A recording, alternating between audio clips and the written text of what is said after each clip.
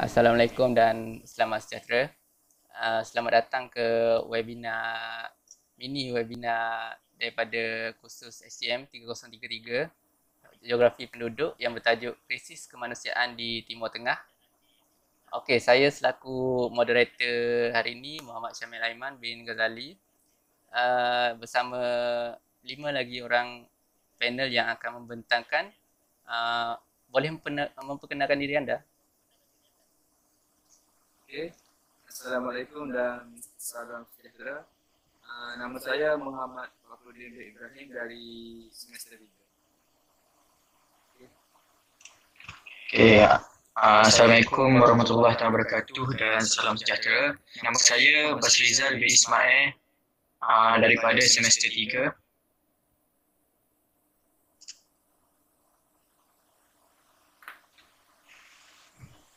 Assalamualaikum warahmatullahi wabarakatuh. Saya Nuraini binti Abu Bakar daripada semester 3.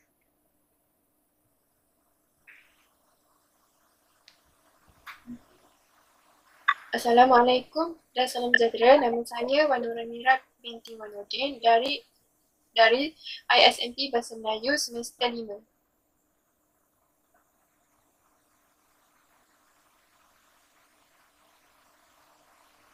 Assalamualaikum dan salam sejahtera. Saya Nur Alia Natasha binti Fi'mat dari semester 3.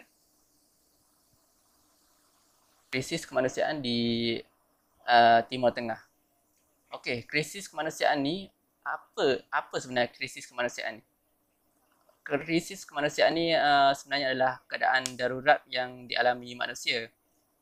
Perkara ni disebabkan oleh persimpangan tingkah laku manusia sejak daripada awal abad lagi.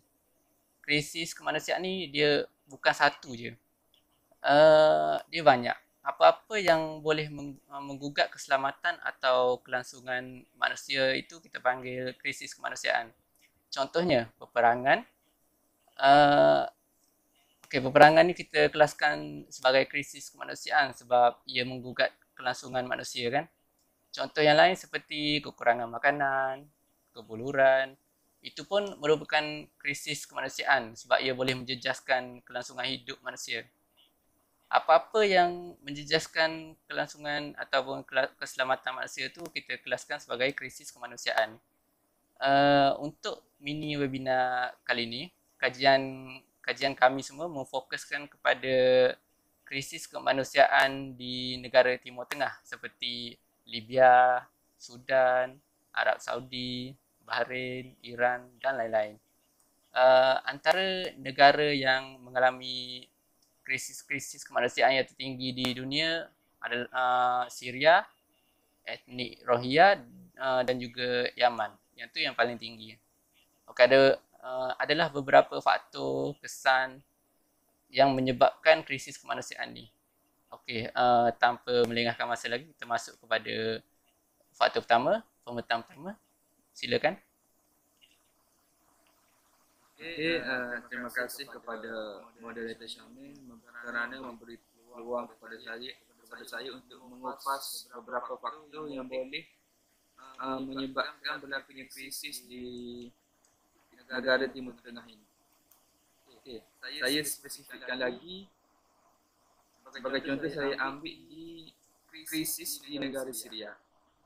Salah satu faktor yang berlakunya krisis di Syria ialah campur tangan kuasa asing. Okey, seperti kita tahu, peperangan di Syria ini adalah sangat huru-hara. Sudah lama keadaan peperangan ini berlaku. Ini disebabkan kesemua kuasa-kuasa besar campur tangan. Tapi mereka langsung tidak bersetuju antara satu sama lain untuk apa tujuan mereka berperang dan dengan siapa mereka berperang. Pada masa kini, penggunaan senjata kimia ke atas orang awam telah memprovokasi Presiden Amerika Syarikat iaitu Donald Trump. Lalu Presiden AS ini bertindak untuk menyerang balik Presiden Syria iaitu dipimpin oleh Bashar al-Assad. Seterusnya, sejarah bermulanya konflik peperangan di Syria ini adalah pada tahun 2011. pada mulanya tembakan pertama dalam konflik peperangan Syria berlaku pada bulan Mac 2011 yang dilakukan secara rasminya oleh diktator Syria, iaitu yang saya cakap tadi, Bashar al-Assad. Bashar al-Assad itu melepaskan tembakan semasa berlakunya demonstrasi Arab Spring, iaitu revolusi Arab ataupun kebangkitan Arab. Kemudian pada bulan Julai tahun yang sama, penunjuk perasaan mula bertindak balas pada tembakan Assad tadi, Bashar al-Assad tadi, dan terdapat juga para tentera dari negara Syria sendiri keluar dari tentera dan menyertai orang awam untuk membantah Bashar al-Assad tadi. Pada tentera awam Syria tadi yang keluar, tentera ini memasuki kita cakap join penduduk awam untuk melawan Bashar al-Assad, dan mereka menggelarkan diri mereka sebagai FSA, iaitu Free Syrian Army. Okey, kita mula dengan dari negara mana yang mula campur tangan terhadap konflik di Syria. Bermula dengan negara Iran. Negara Iran ialah negara yang mula-mula bertindak untuk campur tangan dalam peperangan di Syria. Sehingga hujung tahun 2012, negara Iran ini mula menghantar kargo harian, iaitu berserta makanan dan tentera di kawasan Syria. Pada masa yang sama, orang yang sokong FSA tadi seperti Arab Saudi, diorang juga menghantar sokongan kewangan kepada FSA untuk melawan tentera Bashar tadi. Okey.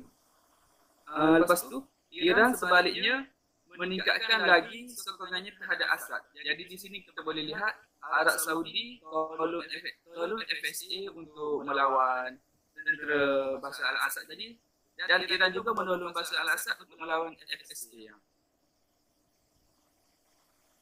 Setelah campur tangan dengan negara Iran, Amerika Syarikat pula mengambil bahagian untuk turut campur tangan dalam peperangan di Syria ini.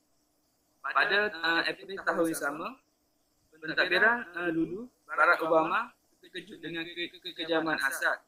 Assad itu pemimpin Syria, Bashar al-Assad, dengan jumlah kematian rakyat Syria yang semakin meningkat.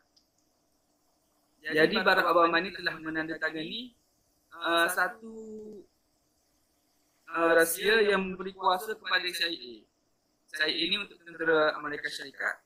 Dia hantar CIA kepada di Syria untuk melatih FSA yang tadi, Free Syrian Army, untuk melatih FSA dalam peperangan untuk melawan tentera Bashar al-Assad.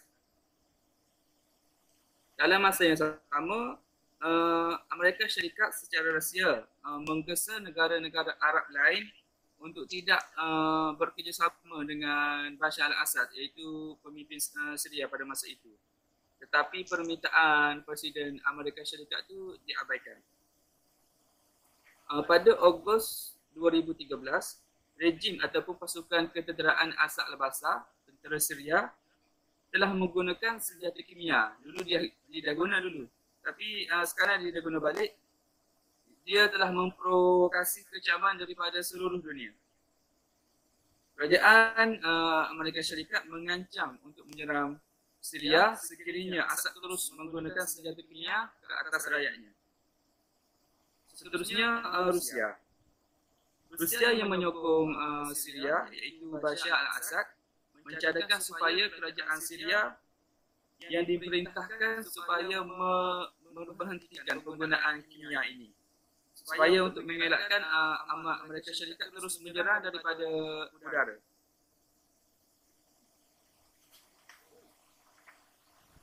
Okey. Selepas itu, selepas beberapa minggu, wakil pertama CIA daripada Amerika Syarikat tiba di Syria untuk melatih FSA. Amerika Syarikat selepas daripada menghantar CIA ke Syria, Amerika Syarikat sudah secara resmi menjadi sebahagian daripada berlakunya peperangan di Syria. Pada tahun 2014, sesuatu yang berlaku akhirnya situasi peperangan menjadi risau. Sebuah sekumpulan iaitu Al-Qaeda yang bertapak di Iraq telah berpecah daripada kumpulan militan, iaitu asalnya mereka tentera, dan mereka buat pasukan ketenteraan sendiri yang dikenali sebagai ISIS, Islamic State of Iraq and Syria. ISIS ni dia semua dia memerangi kira Bashar al-Assad pun dia memerangi, pemberontak lain, wilayah lain semua dia dikasih habis. ISIS ni dia di bawah pemerintahan baharu yang dikenali sebagai Khalifate, iaitu kalau bahasa Melayu Khalifah. Pada bulan Julai pada tahun yang sama, Amerika Syarikat telah melancarkan program mereka sendiri untuk melatih pemberontak. Kali ini lebih khusus untuk melawan ISIS. Tadi Amerika Syarikat melawan tentera Bashar al-Assad. Tapi setelah dia lihat ISIS ni lagi kuat memberontak daripada tentera Assad. Jadi program yang dilaksanakan oleh Presiden Amerika Syarikat dimenukar untuk melawan ISIS, bukan Assad. Program ini menunjukkan bahawa Amerika Syarikat lebih menentang ISIS berbanding Assad. Setelah itu berlaku pula campur tangan asing iaitu negara Turki. Pada Ogos 2015, Turki mula mengebom kumpulan militan Kurdish di Iraq dan di Turki. Walaupun militan Kurdish ini berperang menentang ISIS, tetapi Turki tidak bertindak mengebom ISIS. Hal ini membawa kepada masalah yang besar kepada konflik Syria. Amerika Syarikat melihat ISIS sebagai musuh utamanya. Namun sekutu Amerika Syarikat seperti Turki dan beberapa negara Timur Tengah yang lain turut mempunyai keutamaan sendiri. Hal ini jelas menyatakan bahawa kuasa negara besar ini dia orang ini tidak bersepakat. Dia orang hanya mempunyai keutamaan sendiri. Selepas itu sebulan kemudian, pada bulan September 2015, Rusia sekali lagi campur tangan bagi pihak Assad. Untuk pengetahuan semua, Rusia ni memang sokong pemimpin Syria itu Bashar al-Assad. Kali ini Rusia menghantar sejumlah jet pejuang ke pangkalan ketenteraan mereka di Syria. Selepas Amerika Syarikat tahu Rusia campur tangan balik dalam peperangan di Syria, Rusia berkata kepada Amerika Syarikat, tentera Rusia ini pergi ke Syria hanya untuk menentang ISIS. Amerika Syarikat dengar, okey ya. Sebab nak menentang ISIS, Amerika pun nak menentang ISIS. Rupanya Rusia ni dia mengebom pemberontak yang menentang Assad, termasuk yang didokong IS. Maksudnya Rusia ni membantah IS. Pada tahun 2016 pula, Donald Trump berjaya menguasai White House, di mana Donald Trump ni bersumpah dia tak nak kacau dah Bashar al-Assad dengan konflik Syria. Dia memberi kebenaran untuk Bashar al-Assad memimpin dan memerintah Syria. Tetapi pada tahun 2016, Bashar al-Assad ni dia guna balik kimia tadi untuk membinasakan rakyat-rakyat. Selepas Presiden Amerika Syarikat tahu, Trump ni tarik balik. Tadi dia bersumpah untuk tak kacau pemimpin Syria. Tapi setelah dia tahu Bashar al-Assad ni dia guna balik bahan kimia untuk terhadap rakyat-rakyat Syria, Pemimpin Amerika Syarikat berjanji untuk bertindak balas dan dalam masa beberapa hari White House telah melancarkan berdozen peluru Tomahawk terhadap pengkalan kenderaan di Syria. Serangan tersebut merumitkan lagi situasi konflik Syria yang sedia ada, yang telah melibatkan dimensi perang saudara. Perang saudara ini berlaku disebabkan oleh faktor utamanya ialah disebabkan oleh campur tangan kuasa asing ini. Terwujudlah perang saudara. Okey, secara ringkasnya konflik di Syria ini sebenarnya mempunyai banyak dimensi. Amerika Syarikat dan ISIS menentang Assad. Dalam masa yang sama, Amerika Syarikat sendiri juga menentang ISIS. Jadi berlaku pertindihan di sini. Okey, saya seterusnya pada final Basrizal.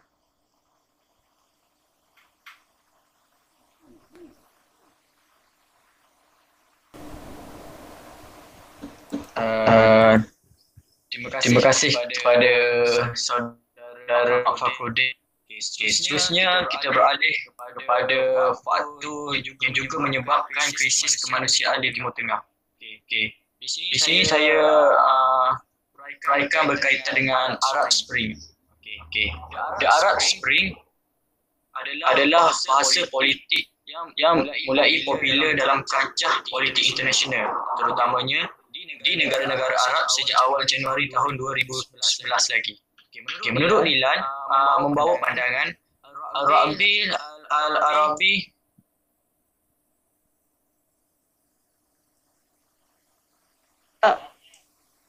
untuk menuntut hak apabila bahkan kezaliman telah merajalela mengekang kehidupan mereka. Rakyat-rakyat ini dia keluar ke jalan-jalan untuk menyuarakan tuntutan terhadap kebebasan dan kemuliaan harga diri mereka serta mendapatkan hak jaminan hidup yang lebih selesa. Dalam Islam juga mewajibkan kepada umatnya untuk melawan dan mengalahkan orang zalim. Rasulullah SAW juga telah bersabda yang bermaksud, sesiapa antara kamu yang melihat kemungkaran, maka hendaklah dia mencegahnya dengan tangannya, kuasaannya. Jika tidak mampu, maka dia hendaklah mencegahnya dengan lisannya. Dan jika tidak mampu juga, maka hendaklah melakukannya dengan hati. Dan ini adalah selemah-lemahnya iman. Bahkan, jihad dengan hati boleh tergolong jihad yang paling utama seperti yang disabdakan oleh Rasulullah SAW dalam hadisnya yang bermaksud, sebaik-baik jihad adalah menyatakan kebenaran kepada penguasa yang zalim. Saya mengambil contoh di negara Libya. Itu apabila revolusi rakyat Libya telah menggulingkan kerajaan diktator rejim Muammar Gaddafi yang telah mentadbir selama 42 tahun, iaitu dari tahun 1969 hingga tahun 2011. Revolusi Libya ini telah melibatkan peperangan antara kumpulan pemberontak dikenali sebagai Lil Islamic Fighting Group atau LIFG. Dirujuk sebagai kumpulan demokrasi dengan rejim kolonial Muammar Gaddafi. Revolusi ini berlaku atas ketidakpuasan hati rakyat terhadap pemerintahan di Libya. Jelas di sini bahawa faktor Arab Spring ini menjadi punca berlakunya krisis kemanusiaan di negara di Timur Tengah. Seterusnya kita beralih kepada faktor politik atau pemimpin pentadbiran. Salah satu negara tengah yang sering dilanda krisis kemanusiaan adalah di Syria. Syria ini terletak di Asia Barat, iaitu bersepadan dengan Laut Mediterranean di antara Lebanon dan Turki. Negara ini dianggap satu dari 15 negara yang termasuk dalam tempat bermulanya tamadun. Kalau dalam bahasa Inggerisnya, Cradle of Civilization. Syria ini merdeka dari penjajahan Perancis pada tahun 1945 dan telah diperintah oleh anak bangsa Syria sendiri sehingga zaman Hafiz al-Assad, iaitu yang telah memerintah selama 32 tahun dan diikuti oleh anaknya, itu sekarang ini adalah Bashar al-Assad yang telah memerintah selama 11 tahun.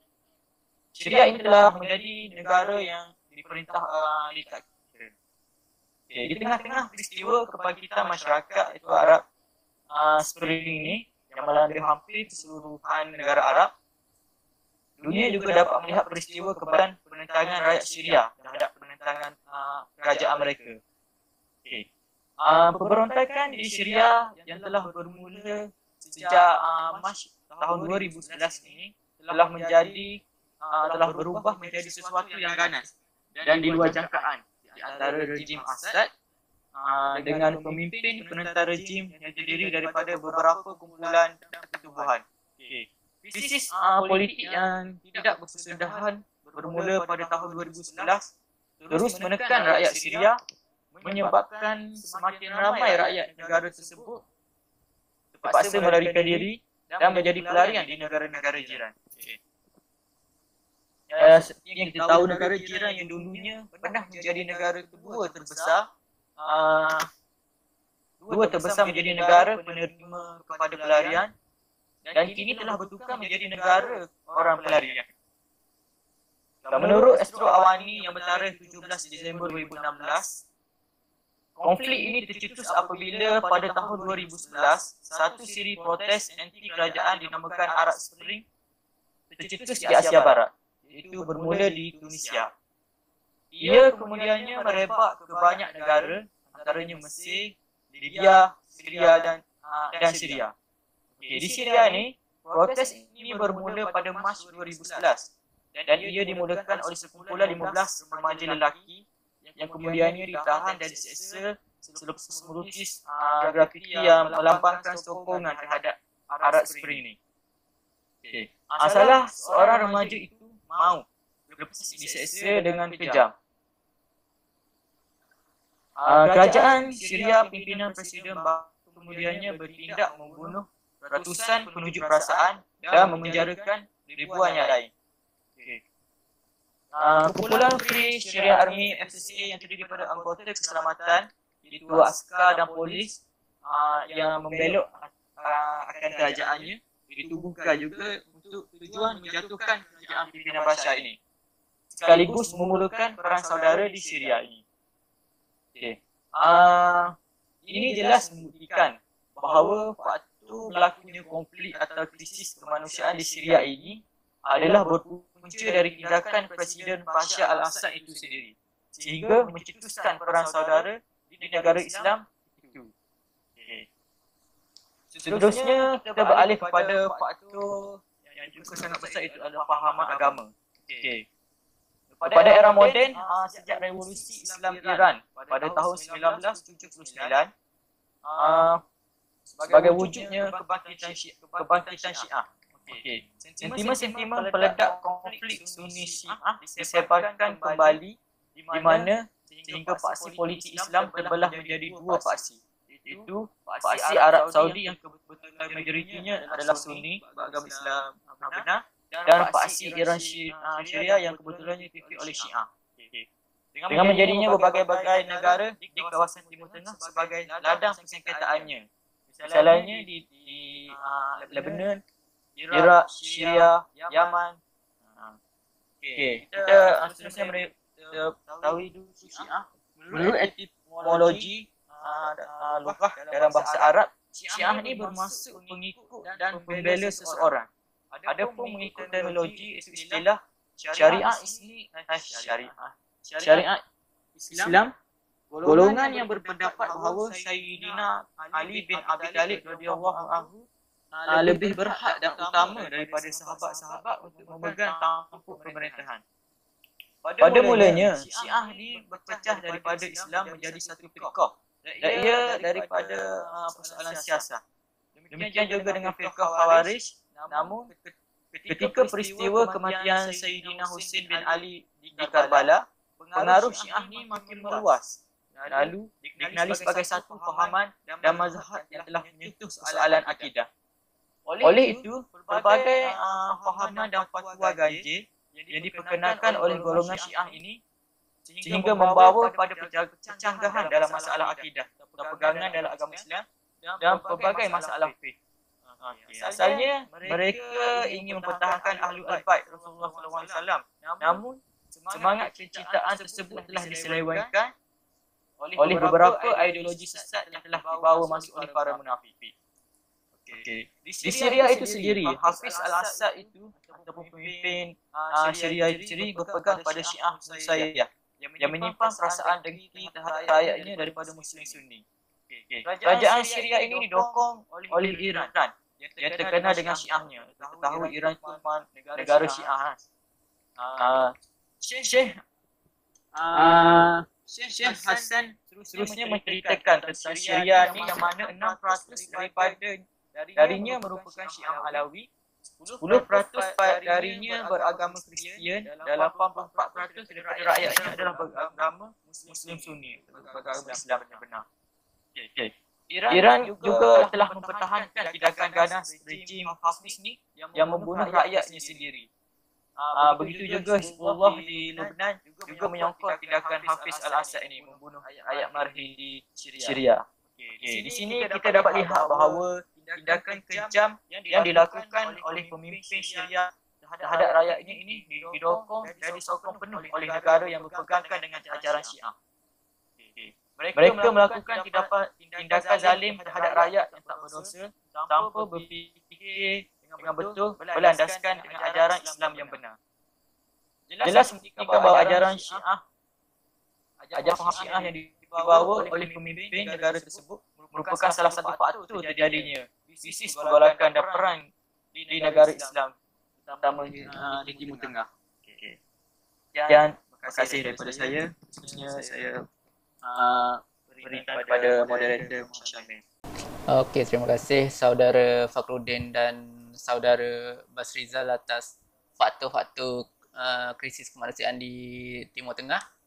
Okey, selepas faktor mesti ada kesan kan? Okey, saya persilakan saudari-saudari untuk membentangkan tentang krisis kemanusiaan di Timur Tengah. Okey, terima kasih kepada saudara Syamil. Berkenaan dengan kesan tu juga ada faktornya kan. Saya akan terangkan sedikit faktor lebih lanjut yang saudara Fakhruddin terangkan tadi. Kawasan Timur Tengah saat ini dipengaruhi oleh isu-isu yang berkembang. Salah satunya krisis politik iaitu Arab Spring. Peristiwa ini berasal dari Tunisia lalu menyebar ke negara-negara Timur Tengah lainnya seperti Mesir, Libya, Syria, Iraq dan sebagainya. Kesan kejatuhan pemerintahan suatu negara akibat Arab Spring juga melanda Syria dan menjadi masalah yang serius. Kejadian Arab Spring menyebabkan sebanyak 2 juta rakyat Syria telah kehilangan tempat tinggal dan dipaksa menjadi pelarian di dalam negara sendiri. Akibatnya, terjadi perang saudara antara kubu pemerintah Syria dengan pemberontak. Di tengah-tengah Arab Spring yang melanda Syria, muncul permasalahan serius lain dengan deklarasinya negara Islam iaitu adanya khalifah yang bernama ISIS iaitu Islamic State of Iraq and Syria pada 29 Jun 2014 yang meliputi Iraq dan Syria. ISIS adalah kumpulan yang membawa nilai-nilai fasisme yang mempunyai khalifah iaitu Abu Bakar al-Baghdadi.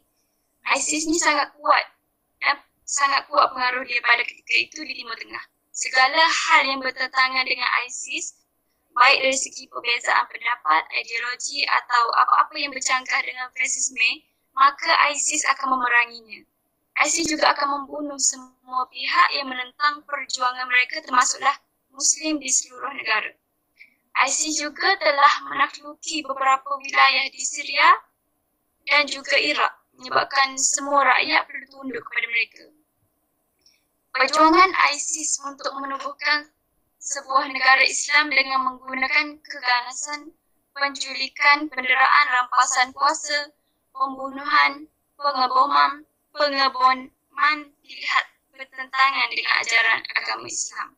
Namun demikian, kumpulan militan ISIS ini melakukan keganasan dan kekejaman seperti memenggal kepala, membakar manusia hidup-hidup, menyalib dan mempamerkan mayat pembunuhan di seluruh dunia melalui media sosial.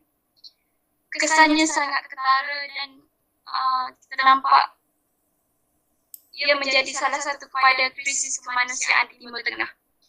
Ideologi yang disebarkan oleh ISIS dalam kalangan rakyat merangkumi seruan jihad untuk menubuhkan daulah Islamiah. Penyebaran ideologi palsu ISIS yang menyentuh sentimen simpati dan marah dengan nasib umat Islam Sunni yang ditindas oleh golongan Syiah, negara demokrasi dan berperlembagaan dianggap syirik dan wajib diperangi. ISIS juga mempunyai ideologi bahawa pihak keselamatan negara dan kerajaan boleh dibunuh dan harta benda boleh dirampas.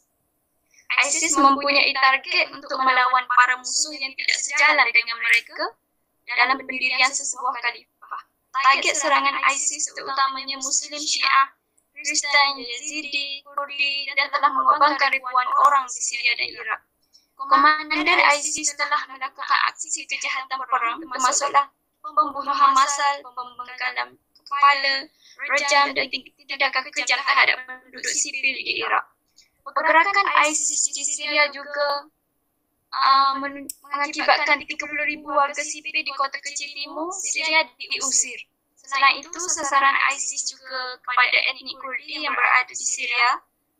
ISIS berjaya menguasai 350 desa kecil Kurdi di kota Koban yang mengakibatkan 300,000 orang Kurdi Syria lari ke sempadan Turki. Hal ini menyebabkan berlakunya banjiran pelarian di Turki. Ada juga penduduk yang turut terkorban akibat kekejaman kumpulan ISIS ini. Gadis di Yazidi juga direbut paksa daripada keluarga mereka lalu kemudian disiksa bahkan diperkosa di depan umum oleh 2 atau 3 orang jihadi ISIS.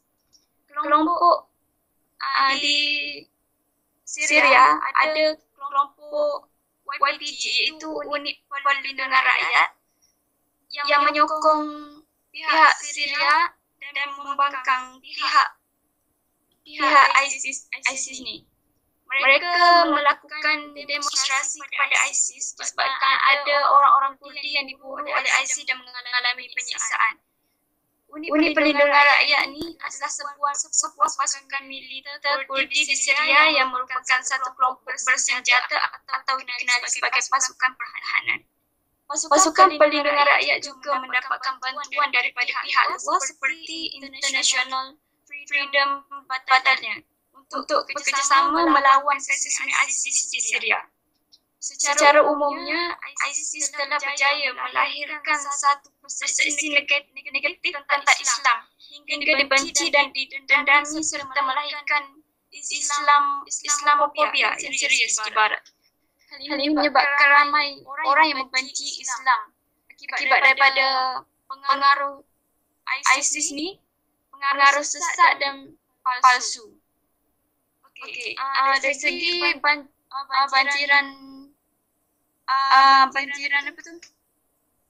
Pelarian orang Syria, Turki juga menerima kesan daripada banjiran ini. Namun Turki sedia untuk menerima pelarian yang dikelar sebagai pelarian sementara.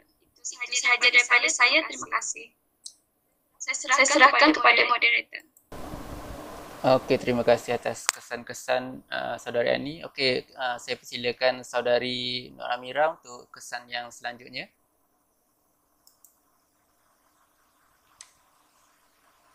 Baiklah. Antara kesan daripada krisis kemanusiaan di Timur Tengah ialah dari itu hak asasi dicabut atau dirampas. Hal ini dikatakan demikian kerana pendidikan peluang pekerjaan telah dieksploitasi. Selain itu, kerja-kerja yang berdarah rendah dan kasar seperti binaan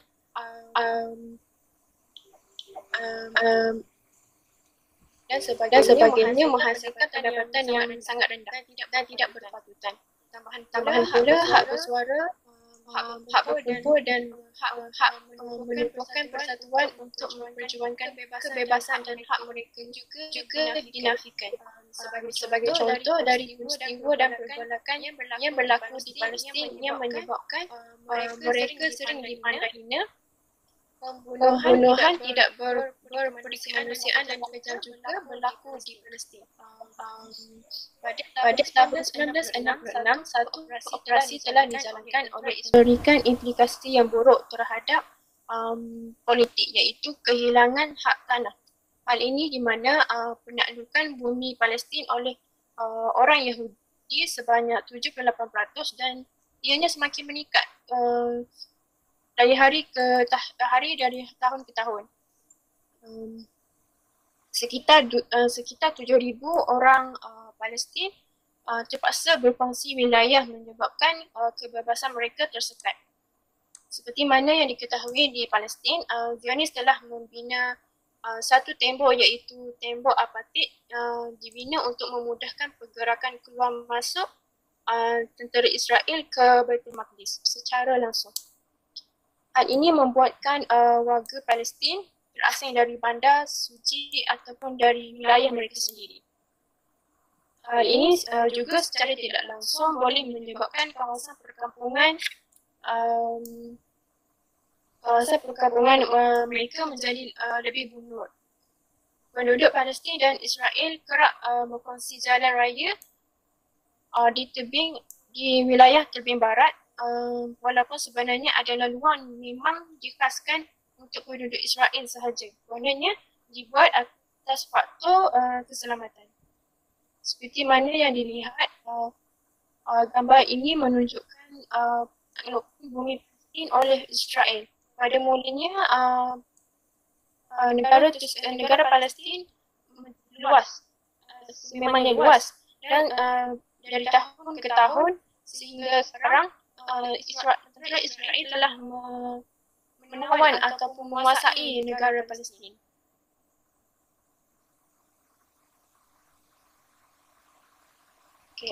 Seperti gambar yang berikutnya, ini adalah tembok apartheid yang dibina untuk memudahkan pergerakan keluar masuk Yahudi ke Baitul Maqdis secara langsung. Seterusnya, hadirin yang dihormati sekalian, antara kesalahan daripada krisis kemanusiaan di Timur Tengah ialah bekalan makanan.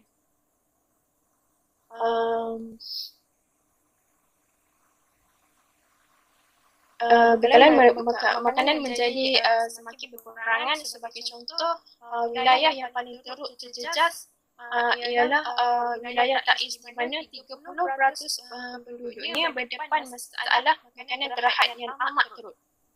Selepas setahun peperangan Yaman, lebih 6,100 penduduknya maut. Dilaporkan juga 21.2 juta atau 82% penduduknya memerlukan bantuan kemanusiaan.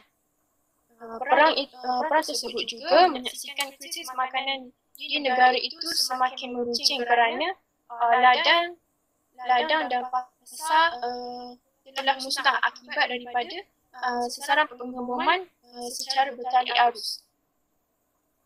Dan juga jalan penghubungan bekalan makanan tersebut juga putus.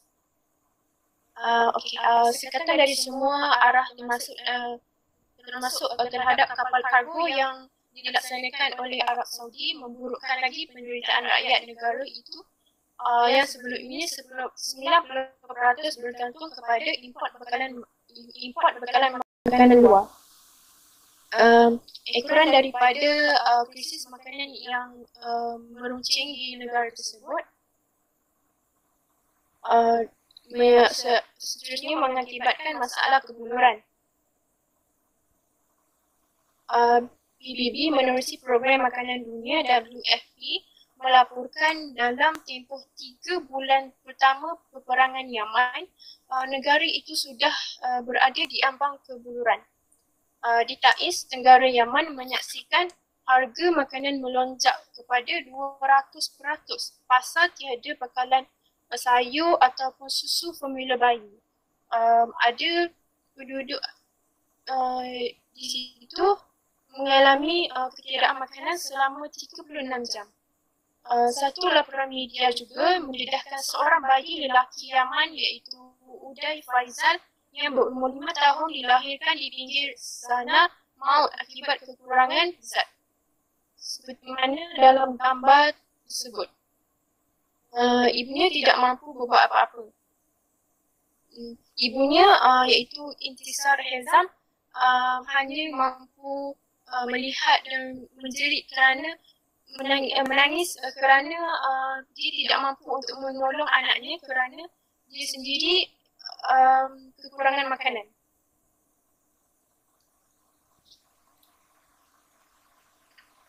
Seterusnya, menurut peta kebuluran 2015 WFP, dianggarkan 15 hingga 24.9% penduduk Syria kelaparan. Akibat konflik yang terlalu lama dan terdesak ini juga, kira-kira 9 juta rakyat tersebut melarikan diri ke negara lain untuk terus hidup. Seterusnya, konflik Syria ini berpunca daripada kebangkitan rakyat yang menentang pemerintahan Presiden Bashar al-Assad. Namun kerana jila kuasa Assad tersebut tidak mahu berundur dan menyebabkan dia menggunakan tenteranya untuk memerangi rakyatnya sendiri. Sekian dari saya. Terima kasih. Okey, terima kasih saudari Aini dengan saudari Amira untuk kesan-kesan krisis kemanusiaan di Timur Tengah. Okey, kita dah ada faktor dengan kesan. Jadi seterusnya saya persilakan saudari Alia untuk memberitahu tentang langkah-langkah untuk mengelakkan krisis kemanusiaan di Timur Tengah ini. Silakan.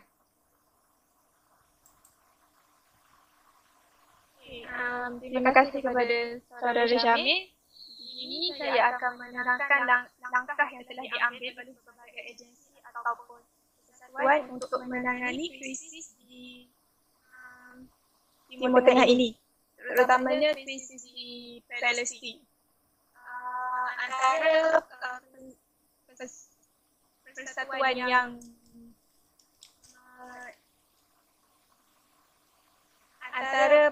pertubuhan yang ingin menolong, ingin membantu dalam krisis ini adalah Liga Arab atau League of Arab yang ditubuhkan pada 22 Mac 1945 yang pada mulanya bertujuan untuk meningkatkan dominasi Eropah dalam pentadbiran negara Arab dan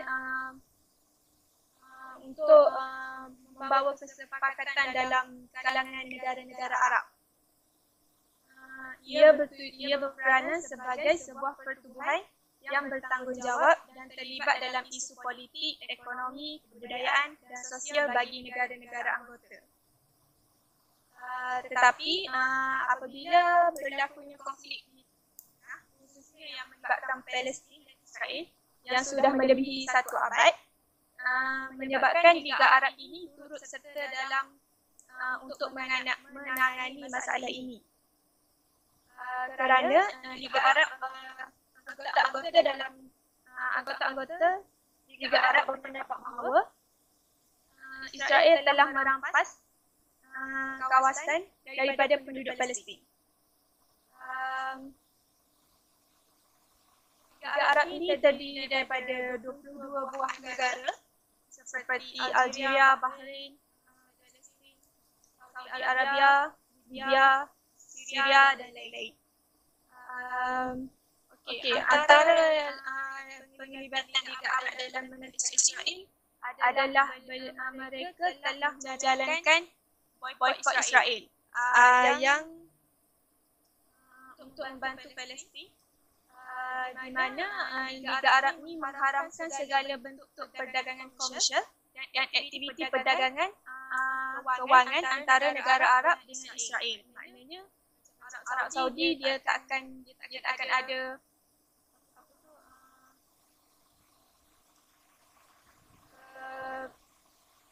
perdagangan antara Israel dengan Arab Saudi.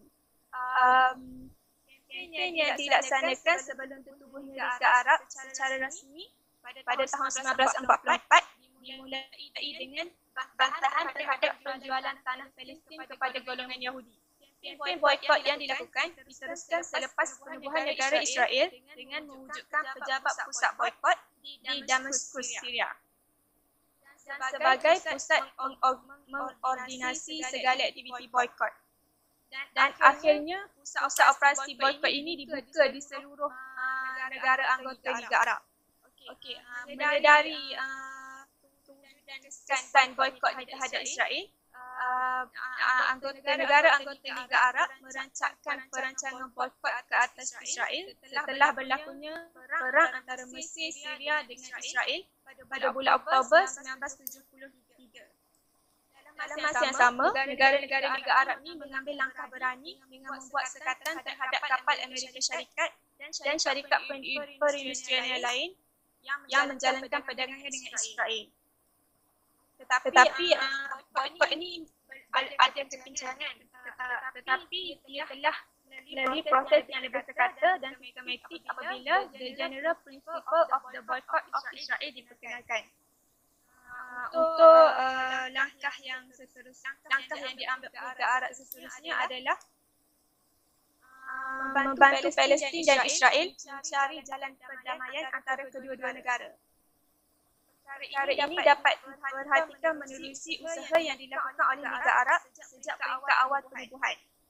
Liga Arab telah mengeluarkan satu deklarasi iaitu The Invention of Palestine 1948 yang memfokuskan penyelesaian masalah pencerobohan Yahudi ke atas tanah Palestin dengan aktiviti penjajahan Yahudi di mana telah mengakibatkan jumlah pendatang Yahudi melebihi populasi kependuduk Arab di Palestin. Usaha ini juga merupakan percubaan untuk menjadikan Palestin sebagai sebuah negara demokrasi berperlembagaan yang lengkap dengan prinsip-prinsip demokrasi. Dan untuk memberikan penduduk Palestin menikmati kesesamaan dari sudut undang-undang negara dan menjamin jaminan keselamatan kepada golongan minoriti di Palestin. Tambahan pula, Liga Arab turut menyokong PLO dalam menandatangani perjanjian Oslo dengan Israel.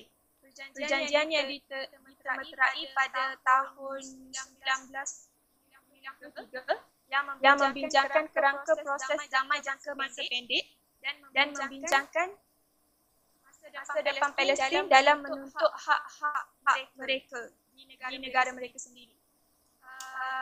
Pelan ini dirangka setelah 7 tahun berlakunya intifadah pertama membawa kepada perjanjian antara Israel yang diwakili oleh Perdana Menteri Israel ketika itu dengan wakil Palestin yang diwakili oleh pemimpin PLO Arafat. Perjanjian ini menunjukkan Israel dan Palestin bersetuju untuk mengundurkan tentera Israel dari wilayah Palestin dan tebing Gaza serta mengiktiraf Israel. Perjanjian ini juga turut menetapkan penubuhan kerajaan sementara Palestin dalam tempoh tidak melebihi 5 tahun dan sepadannya mengikut Security Resolution. Dan usaha yang seterusnya adalah perjanjian gencatan senjata antara Palestin dengan Israel. Liga Arab melaporkan inisiatif ini sebenarnya diusulkan oleh Perdana Menteri Turki Erdogan dalam usaha Liga Arab untuk menghentikan serangan yang dilakukan oleh Israel ke atas markas Hamas di bandar-bandar sempadan Israel. Dalam masa yang sama juga, Menteri Luar Negara anggota Liga Arab mengusulkan untuk melawat Gaza bagi merangka strategi perdamaian dengan Israel. Menerusi ketuanya iaitu Nabil El-Arabi. Pembunuhan komander tentera Hamas dan serangan udara yang dilancarkan Israel pada 24 November 2012 telah membawa kepada usaha gencatan senjata antara Israel dengan Hamas di Palestin. Cadangan ini turut diusulkan oleh Presiden Mesir Muhammad Morsi dalam sidang kemuncak Liga Arab di Kairah dan disetujui oleh para diplomat Liga Arab. Dalam keadaan ini, Israel dan Hamas telah menetapkan beberapa syarat tertentu sebelum bersetuju melakukan gencatan senjata. Pertikaian yang berlaku dalam peristiwa tersebut turut menjadi isu perebutan wilayah antara Israel dan Hamas. Serangan yang dilakukan oleh Israel dikutuk oleh kebanyakan negara-negara Arab dan Islam yang lain seperti Iran, Turki, Mesir, Malaysia dan lain-lain. Pada masa itu, Mesir menyokong penyertaan Setiausaha Liga Arab dalam menyeru perpaduan dalam kalangan negara anggota Liga Arab untuk memperjuangkan hak rakyat Palestin dan mengutuk pencerobohan Israel. Liga Arab juga berjanji untuk mencari jalan penyelamat kepada sekatan Israel ke atas Gaza yang digenakan sejak tahun 2007. Kesan ke atas kemasahan sekatan ekonomi terhadap Gaza dan mengalu-alukan gencatan senjata dilakukan oleh Perdana Menteri sekarang. Tetapi antara langkah yang telah dijalankan ini tidak menyelesaikan konflik kerana terdapat di antara negara-negara Liga Arab yang menyokong dan melakukan perjanjian dengan Israel untuk menyokong beliau. Jadi usaha ini tidak terlalu berkesan seperti usaha gencatan senjata itu hanya sekejap saja berlaku sebab Israel akan menyerang balik Palestin disebabkan mereka tidak puas hati dengan tentera Hamas yang dikatakan memasuki wilayah beliau. Okey, untuk pertubuhan yang juga dalam daripada krisis ini akan menyebabkan pelarian. Jadi penduduk di Palestin dan Syria yang terjejas akan menjadi pelarian. So ada di antara negara yang mengambil negara yang menerima pelarian tersebut seperti negara di Eropah dan ia memberi satu tempelak kepada negara di Timur Tengah kerana mereka sendiri tidak mahu menerima pelarian dari negara dari Timur Tengah ini, tetapi mereka menerima dan membantu mereka yang dalam kesusahan. Hanya ada satu negara saja yang dapat menerima. Hanya ada satu negara yang dapat menerima. Satu negara Timur Tengah yang dapat menerima pelarian daripada Syria dan Palestin, iaitu Turki. Itu saja daripada saya. Okey, terima kasih saudari Alia untuk langkah-langkah yang dijalankan oleh penduduk dunia untuk mengatasi krisis kemanusiaan ini. Okey, seperti yang kita dapat lihat, terdapat banyak faktor, kesan dan langkah dalam krisis kemanusiaan di Timur Tengah ni.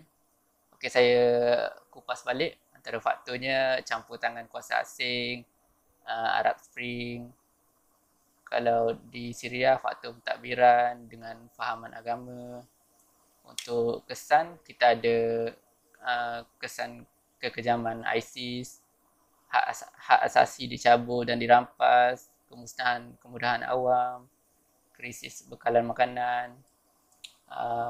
Itu antara faktor dan kesan krisis kemanusiaan di Timur Tengah.